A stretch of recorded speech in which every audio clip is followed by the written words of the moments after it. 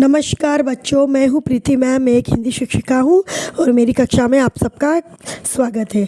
आज हम पढ़ेंगे पार्ट 1 ऊंचाई। ऊंचाई एक कविता।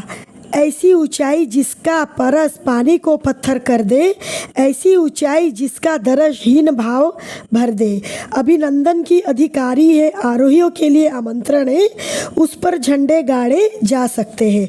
तो ऊंचाई के बारे में कवि कहते हैं कि एक ऐसी ऊंचाई जिसका स्पर्श, जो जिसे छू ले, जैसे कि पानी को छू ले तो वो पत्थर कर दे, यानी कि बर्फ बना दे। ऐसी ऊंचाई जिसका दरस, यानी कि जिसका दर्शन, उस ऊंचाई पे जाके हम अपने आप को छोटा महसूस करने लगे। अभिनंदन की अधिकारी है, आर्यों के लिए आमंत्रण है। पर इतनी ऊंचाई भी हम एक तरह से उसे कंग्रेचुलेट कर सकते हैं कि भाई तुम इतनी ऊंचाई पे हो। और आर्यों के लिए, यानी कि जो पर्वतारोही है, जो पर्वतों पे चढ़ते हैं, उनके लिए आमंत्रण है, इनविटेशन है कि वो उन्हें बुलाती है कि आओ मुझ पर चढ़ो, इस पहाड़ी की चोटी पे अपना झंडा फहराओ। उस पर झंडे गाड़े जा सकते हैं। किंतु कोई गौरैया, पर इतना ऊंचा होते हुए भी कोई गौरैया, कोई चिड़िया वहाँ नीड नहीं बना सकती, कोई घोंसला नहीं बना सकती। ना कोई थका मांदा बटोही, ना कोई यात्री उसकी छाँव में पल भर ही पलक झपका सकता है। सच्चाई यहाँ है कि केवल ऊंचाई ही काफ़ी नहीं होती।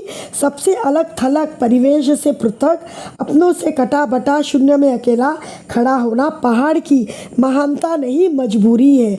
तो पहाड़ को अगर हम सिर्फ ऊंचा कहकर ही संबोधित करें, उसकी प्रशंसा करें, तो ये सही नहीं होगा। सबसे वो अलग थलग है, उसके परिवेश से अलग, हर परिवेश से वो पृथक है, अलग है, अपनों से कटा बटा है, वह शून्य में अकेला खड़ा है।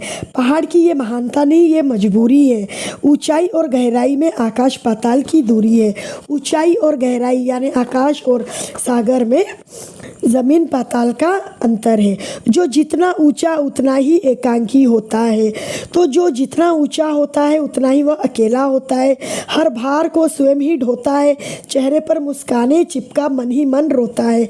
उसे ऐसा अकेलापन लगता है कि वो सबके सामने तो हंसता है, पर उसका मन हमेशा रोता है। एक अलग ही अकेलापन उसके जीवन में व्याप्त होता है। जरूरी यह है कि ऊंचाई के साथ विस्तार भी हो, जिससे मनुष्य ठूंठ सा खड़ा ना रहे, औरों से घुले मिले, किसी को साथ ले, किसी के संग चले। तो कवि कहते हैं कि ऊंचाई के साथ साथ हम में फैलाव भी होना चाहिए, ताकि हम सबको लेकर चल सके, सबके साथ मिलजुल कर रह सके और घमंड में ना रहे। जितना भी ऊंचा पहुंच जाए, उसे हमेशा अपने कदम धरती पर रखने चाहिए, अपने अंदर घमंड का वास ना होने देना चाहिए। तो इस कविता के कवि है श्री अटल बिहारी वाजपेयी, जो कि हमारे प्राइम मिनिस्टर, प्रधानमंत्री भी रह चुके हैं। तो उन्होंने ये इतनी सुंदर कविता हमें लिखकर समझाई है।